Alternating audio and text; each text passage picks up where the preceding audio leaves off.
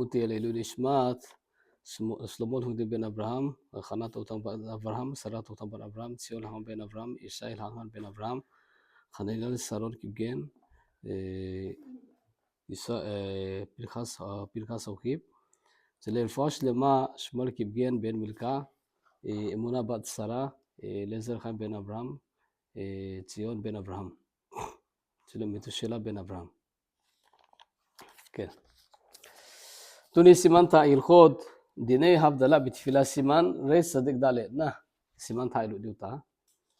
דנסו סימן רי צדיק ג' תנציותה יא דיני הבדלה הלכה אילו דיותה מרן שולחנו הלכה א' נא איתעשה מרנים אומרים הבדלה בכונן הדעת ואם טעה ולא הבדיל משלים בתפילתו, אינו חוזה, מפני שצריך להבדיל על הכוס. ואם טעה קודם שהבדיל על הכוס, צריך לחזור ולהבדיל בתפילה. מרנין, הלכה פסט די תעשה, מרנין. מוצאי שבת ערבית טעותים ולנה. אתה חוננתנו טעונה סונגה, אתה חונן סונגה הונה, אתה חונן סונגה הו, אתה חוננתנו כסייצו. אתה חוננתנו הוא הבדלה איסו, נה, הבדלה כתיתין לשולחנתין היה, אז אתה חוננתנו הוא איפי, להבדיל בין קודש לחול, בין נעת, פעמת לה,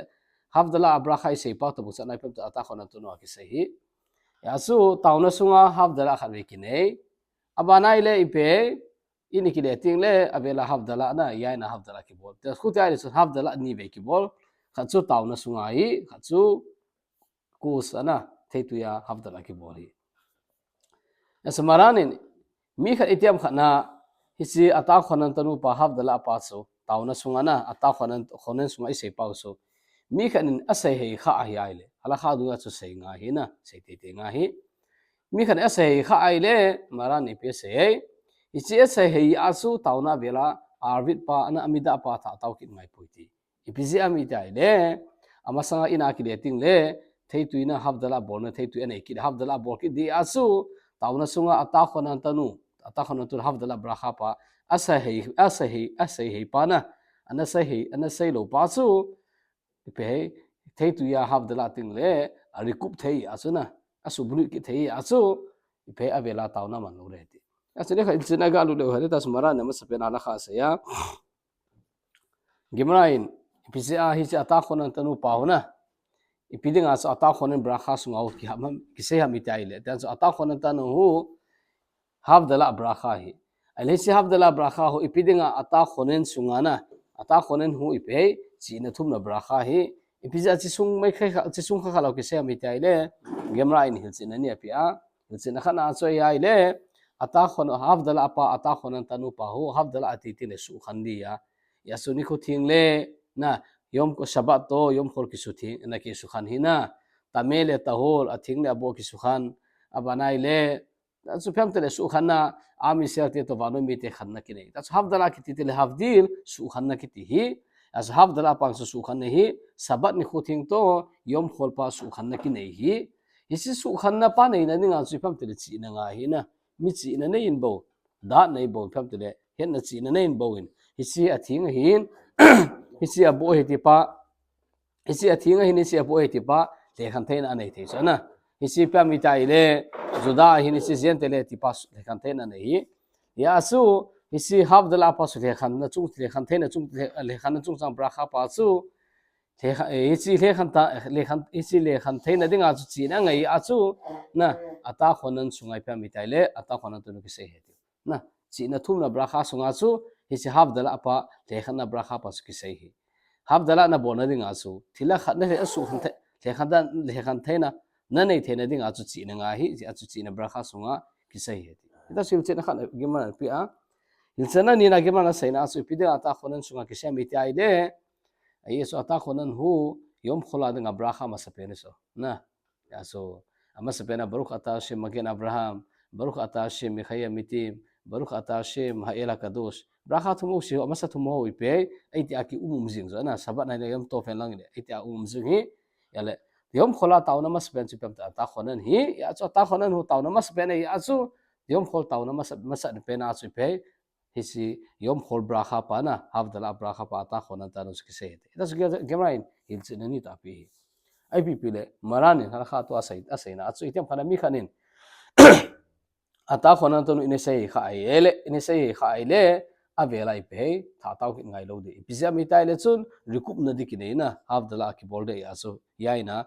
havdala ki bolting le burkh ata shem hamavdi ben kodesh le khol avela bracha pa ki se ki de aso hisi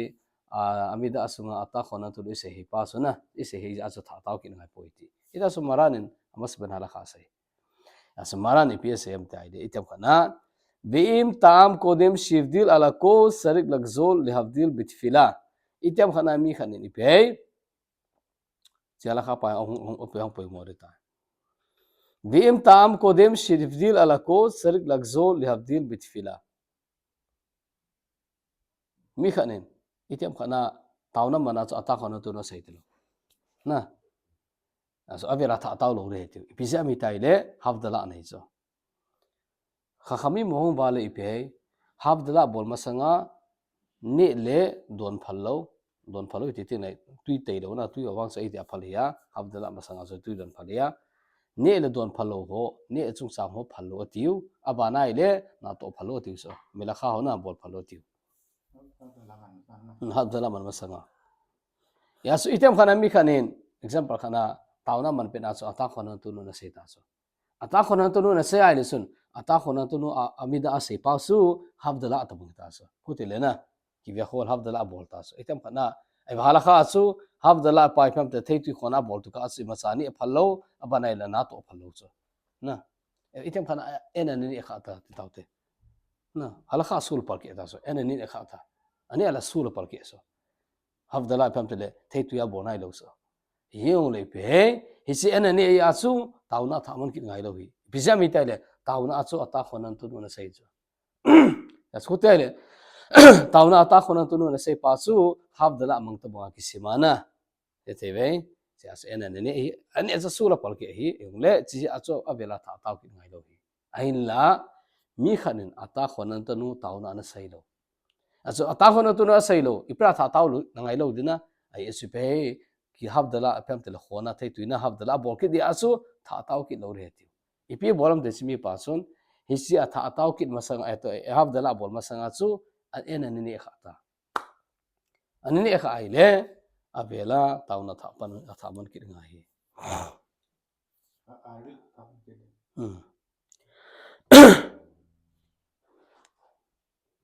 ka sedang sun etheu chana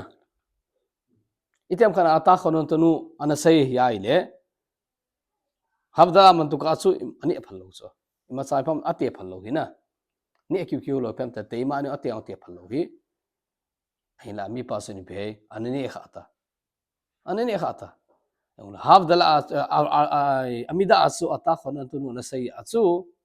havdala amang tabong hi ta hi aso asula palke he ebanga chi aso ta taw ki ngai lo hi to ai sei pau tha taw ki ngai ding pa din muni sei pau hi amida ayong ata khono tu no na sei lo asa he ta tha taw ki do tha taw ki ngai lo ipise he havdala nei so aso tha taw ta lo hi ai le ina hunga su inu lu nai pe havdala bol masanga su thei tu khona havdala bol masanga su ipem khana ni khata ani kha ai le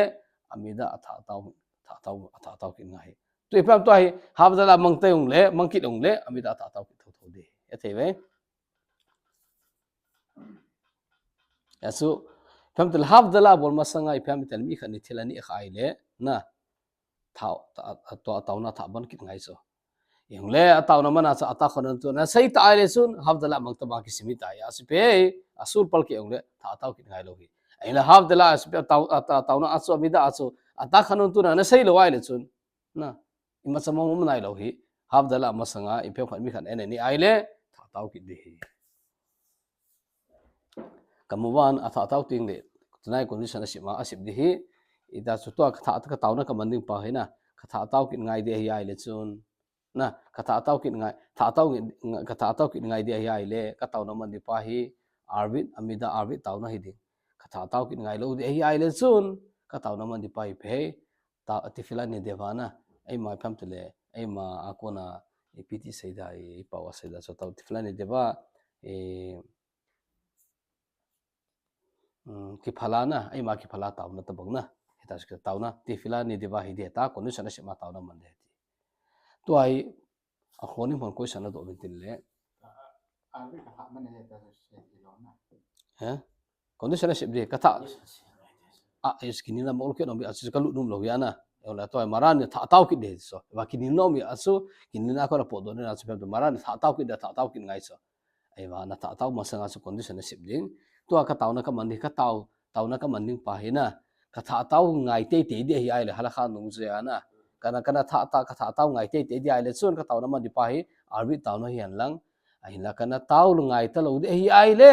ka taw na mandi pa ti filani de bana ki ai ma ki ham pe ti sei da ki pi do ana na ta so ai ma ki ham phala ai ma ko na ki phalna ko na taw na man ti filani de ba hi ta ne ta condition sibling abana taw na mandi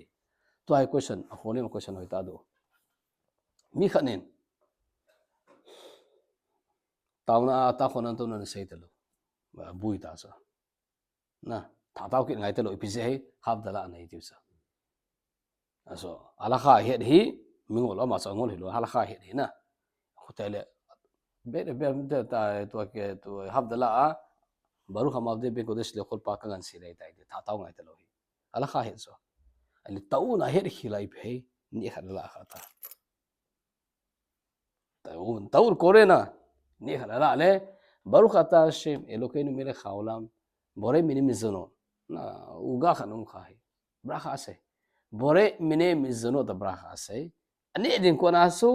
why ayo tauna ka mana so ata khona tu ka sei lo chu la ti an gel do ne thebe to ai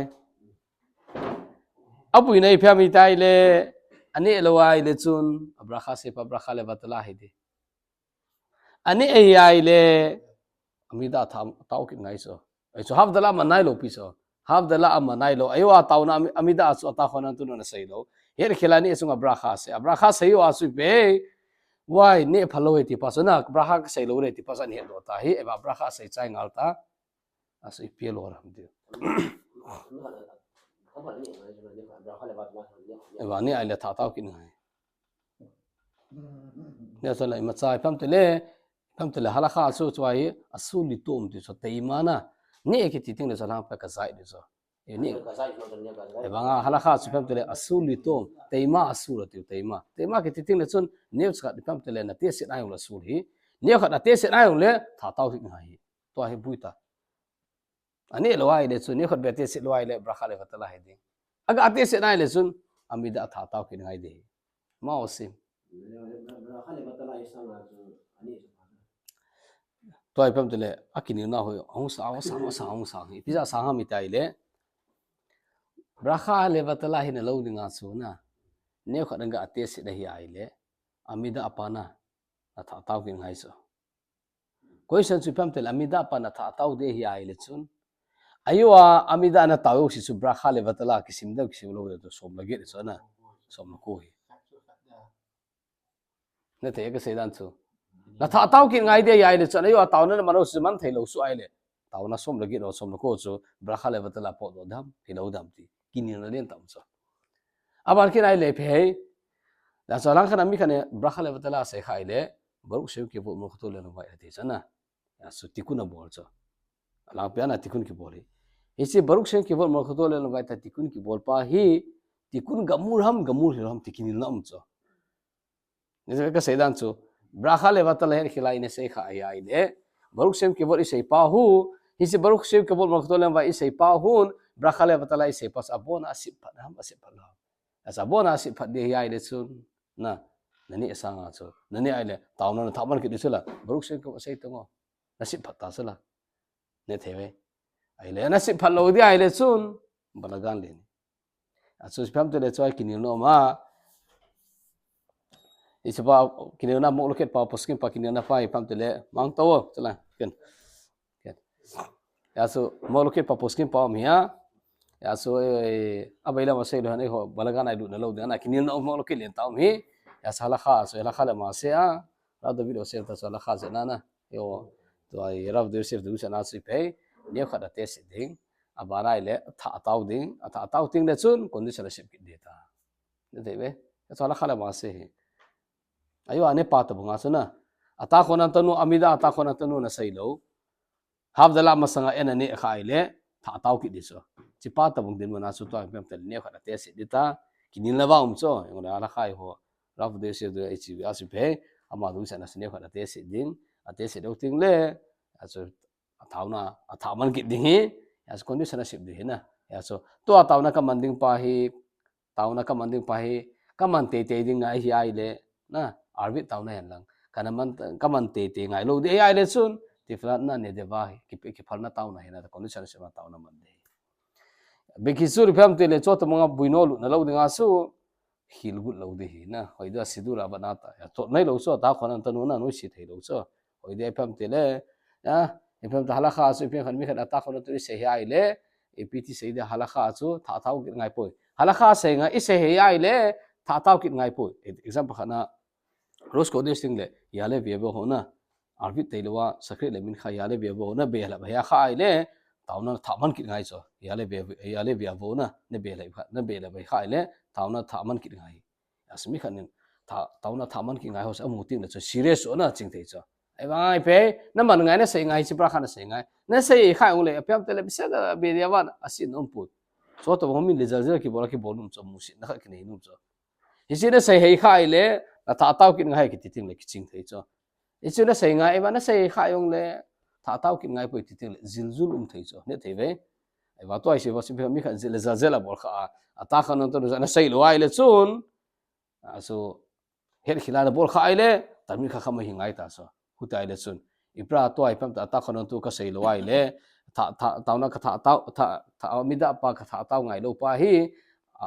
ki to hab dala pa ka ngan si de so hab dala bol ma sanga ima cha na to follow pem tele ima cha ni follow don follow ti pa chu achi thei ki ngai ne te hala kha het ngai ta so chong so na sei lo abana chi thei lo ai le ne balagan len ta hi